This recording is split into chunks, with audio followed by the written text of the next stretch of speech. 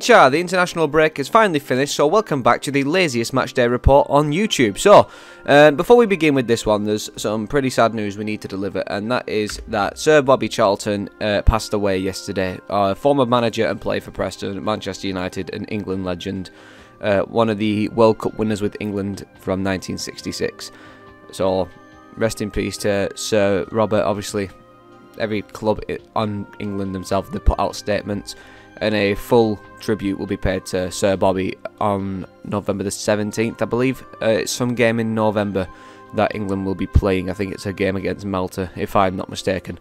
So yeah, rest in peace Sir Bobby, one of the true legends of the game and one of England's finest players to ever play the game. So, with the depressing news out of the way, let's get to some more depressing news, shall we? Preston North End 1, Millwall 1. Of course, it's not an awful result. We need, out of these next two games being Millwall and Southampton, we needed to pick up at least 4 points.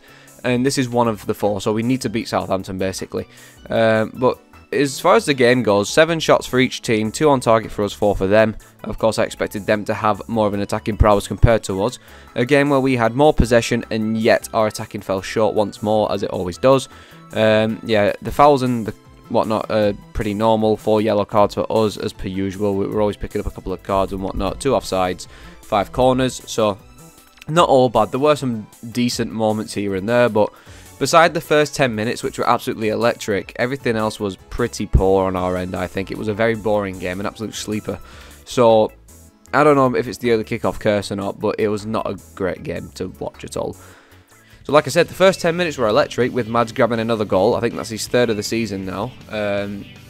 And some actual genuinely good play to be made in those first 10-ish, 15 minutes. But then after that, it just started to slow down a lot.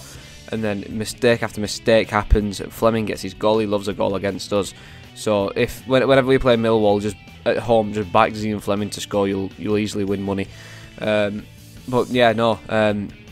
It's one of those games where you look at it from the outside and you think, oh, well, Preston should be ahead here, but it's not. The game could have been 2 apiece at half-time, and going forward it probably could have been a bit more, but it is what it is. 1-1 will take a point. Table-wise, that puts us down to 4th, with Leeds taking 3 points, very luckily, in their game yesterday. They went from 2-0 down to win 3-2, which was a good result for them. Ipswich's game was postponed, so they're still got a game in hand, so we've got to account for that. Leicester, of course, flying colours, sit at the top of the table.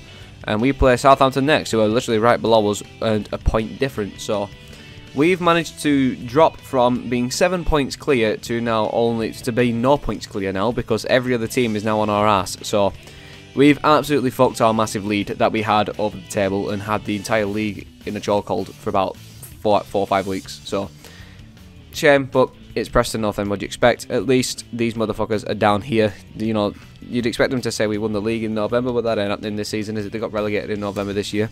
Right, Preston North End player ratings versus Millwall. Woodman a 7, beaten by quality Fleming strike. Had saved well from Norton Cuffy and Emaku in the first half. But I did see a thing from Sky, because this game was on Sky, that reporters said that Woodman could have done better for the goal. When you watch it from the outside, yeah, maybe it was a good goal from Fleming. I will not deny that, quality strike and whatnot. But their argument was his positioning could have been better, and this is something I've been saying about Woodman since last season. His positioning needs to get better. Last season, don't get me wrong, he made some very good saves, good stops, but his catching was poor. His knowledge to come out of the goal and to command his box was poor, and his positioning was poor. He's fixed a lot of those problems that he had, but his positioning can still be off at times, and it can lead to some sloppy goals. This wasn't a sloppy goal by any means. I think if he did position himself a little bit better, then he could have got to the ball, but he wasn't bad by any means in this game. He did what he had to do for the most part, but yeah. Story is 7. Fantastic driving run forward, which led to Frockyar's goal. Had his pocket picked in the first half in a poor area, but got away with it, defended relatively well on that side. Lindsay a 7, steady performance, clearing his lines when needed, keeping it simple in possession. Got booked as well, so I won money. Greg Cunningham a 5, dived in, Fleming got away for him, firing home the equaliser. Steadied himself after that, but of course Cunningham had to come in because Hughes was injured. And on the topic of Cunningham as well, the clause in his contract to keep him at the club until the summer transfer window of 2024 has been activated. He was supposed to leave in, I think, December or January coming up, but it's now been extended to June or July, I think it is. So a bit of stability for Greg and a bit of stability for us, because it's clear that we do need more options at the back, because obviously Bambo's gone, and our only other defending options is basically Cunningham. So we do need Cunningham. That's why we've activated this clause. So it wouldn't surprise me if we sign another centre back over the summer or the winter. Potts a 6, purposeful start to the game, carrying the ball down the right, sent in a couple of dangerous crosses, pushed on higher in the second half. Whiteman a 6, dictated the early proceedings and saw plenty of the ball, couldn't intercept the ball before it found its way to Fleming, wrestled back some control second. Ledson a 6, started the game with intent and won the battle, tackling, spreading the play. Millwall then got to the top of Preston's midfield, picked up a bit in the second half. Brady a 5, I've got some words about Brady to mention in a minute, not positive ones, but not from my mouth. Used the ball nicely down the left flank early on and combined well with Rocky on occasions, came close to scoring from a low Potts cross, dipped in second half and was replaced. Holmes a 7, lively first, sent one shot wide, so another saved. With his driving runs forward, a threat, lost the ball in a pot area, but Woodman was there to bail him out. Some sloppy second half play before making way, which I don't agree with. Frockiot an 8, took his goal excellently and picked up some dangerous pockets of space. Off the ball work, improving, not everything he tried came off, but looked to make more things happen. Wilkien a 6, tidy early play with his back to goal and teed up Frockiot to slot home the opener. Didn't link things quite efficiently as in previous games, but showed some nice touches. And in terms of our subs, we had Big Millie a 6, put himself about and run the channels, had a half chance late on and a low Brown cross. Miller a 6, injected some life into the performance, was willing to keep running defenders, even if it didn't always come off. Ched a 7, it's been a long road to recovery, but he was back to his typical self, winning free kicks, linking up play, grafting away. And of course, Millwall being Millwall, they absolutely hate Ched Evans, throwing him to the ground and barging into him at any chance they had, despite this man literally being on the verge of paralysis 7 months ago. It's a good job that he's next healed, because if it wasn't and he was still risking play, I think Evans probably could have died that day.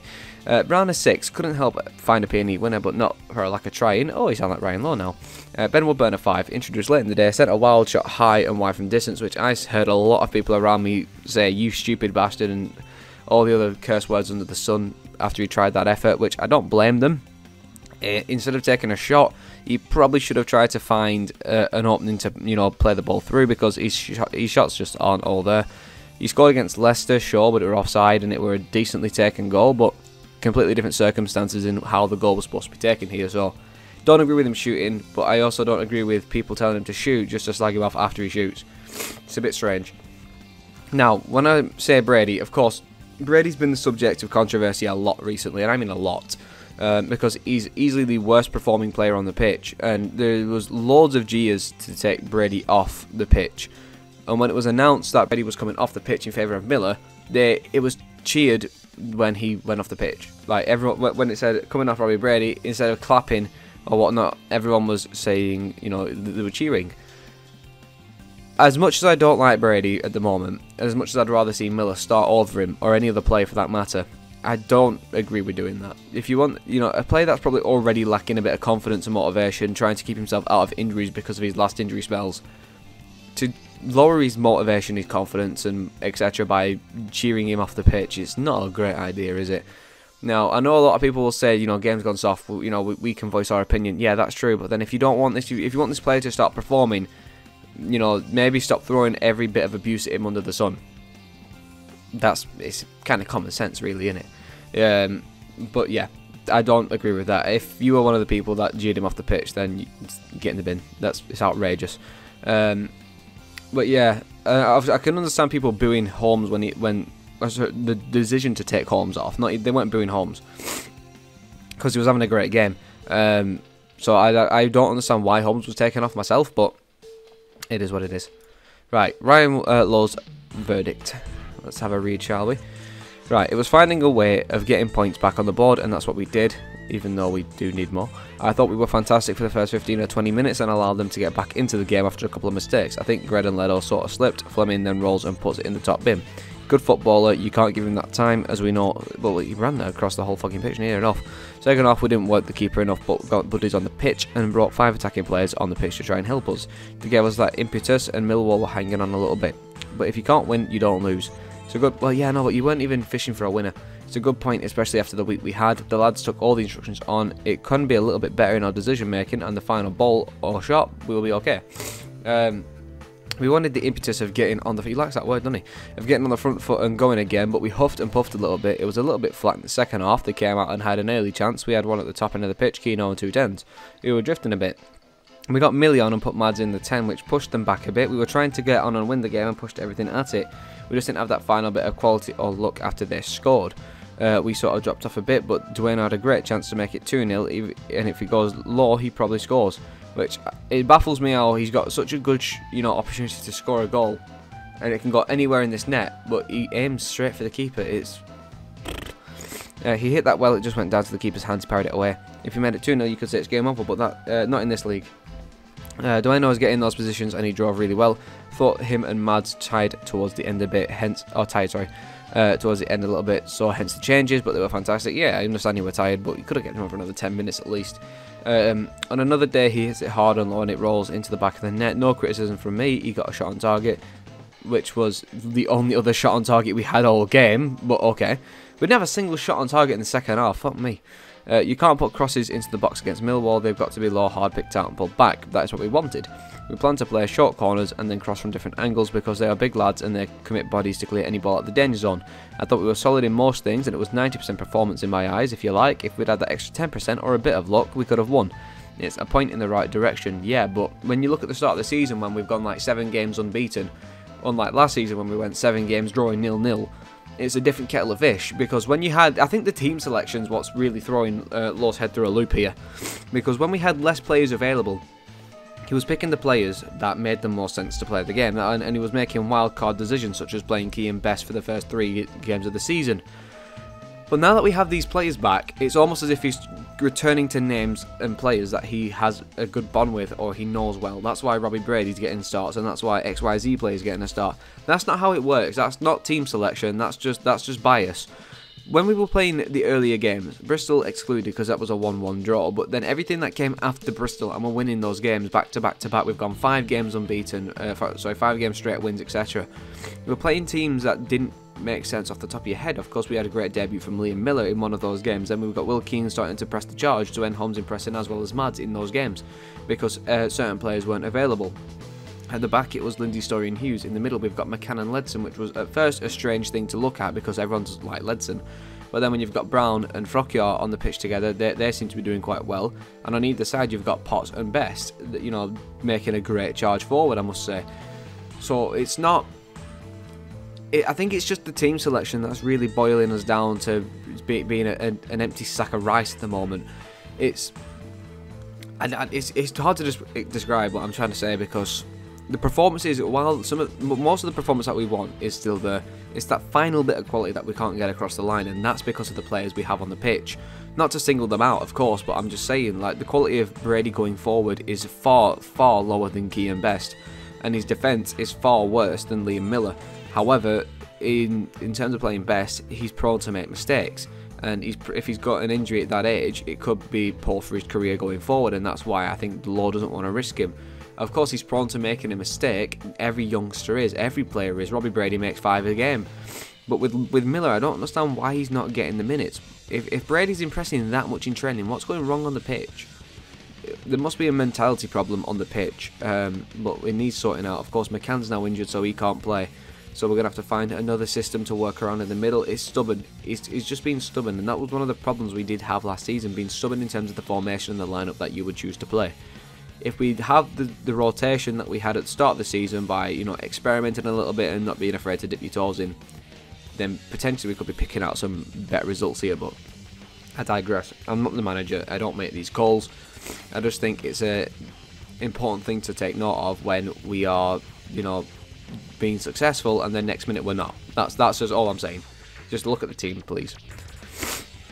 Right, on Frockyar's opener, he's 3rd of the season in Peony colours. Lot at it, just calm and collected, and there are positions we want him in. We spoke to him yesterday and the day before about getting him into those areas. Keno did well, a little set, bang, finished through the legs and guided it into the back of the net. Law made 3 changes from the Ipswich defeat, while the international trio of Brown, Osmagic and Miller all on the bench against the Lions. That was a straightforward decision. They were all on the bench for a reason. We'd worked with the group since last week and the game plan started Friday for Millwall. We worked with them Friday, Saturday, Sunday, Monday, Tuesday. We only had Miller back Tuesday from flying to Japan, and his sleep pattern was all over the place. Brown came into the building on Thursday, Millie came in yesterday. We always knew they were going to feature on the bench because so basically they just didn't train enough for the game because they didn't work on the game plan. But that being said, I don't want to reiterate what I've just said. Yeah, it is what it is, I suppose. But when it comes to making decisions in terms of team selection, I think that's what needs to be looked at here, because these sort of game plans with these sort of players, it's just not working out. You can't revert back to what we had at the start of the season because we've got some problems with injuries and whatnot, but I don't fucking know. In terms of like getting players up as well, if considering Millie only came back into the building the day before the game, and Ched's been observing the game plan and then getting involved in the game plan for a few days before the game, you sub on Millie before Ched and you put Millie on over Keane.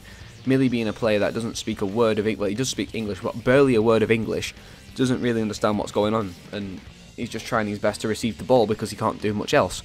Fair enough, he's got a powerful foot on him, and he's a good striker, but if no one's feeding him that ball, what do you want to do? Unlike Ched, who causes a nuisance of players and tries to win the ball back for himself like you're playing FIFA. That's the difference between Ched and Miller, I think. And of course, if Keane's getting tired, then fair enough, but he didn't do anything all game, so I doubt he was tired. Get Ched and Keane up front, two players that can effectively communicate with each other, and then you've got a better thing going on there. The only thing Millie can do is stay on the same side as Miller, but Miller's running all over the pitch, going left, right and centre to try and win back balls that we've lost because of other players' mistakes. It's happened in 3 games now where Miller's playing on the left side, but he's had to run to the right and then back to the left to win the ball back because it's been lost. He's covering the entire fucking ground because no one else will do so, just to win the ball back. That's the kind of mentality we need on the pitch, but we're just not going to get it with some of these players, unfortunately. But it is what it is. All I'll say is when it comes to the Southampton game on Wednesday, we're going to need to choose this team very carefully because these players have an absolute threat going forward when they can take advantage of a poor midfield and a shaky defence. Our midfield can be poor and the defence can be shaky when the midfield's not helping them out. So basically one cock up and we could be 3-0 down within 60 minutes. So all I'm going to say is be careful. But yeah, thanks for watching. Of course, poor result and whatnot, and some poor news to follow along with the game, but it is what it is. So yeah, cheers a bunch, and we'll see you Thursday for when we cover the Southampton game that takes place on Wednesday night. Thanks a ton, and be well.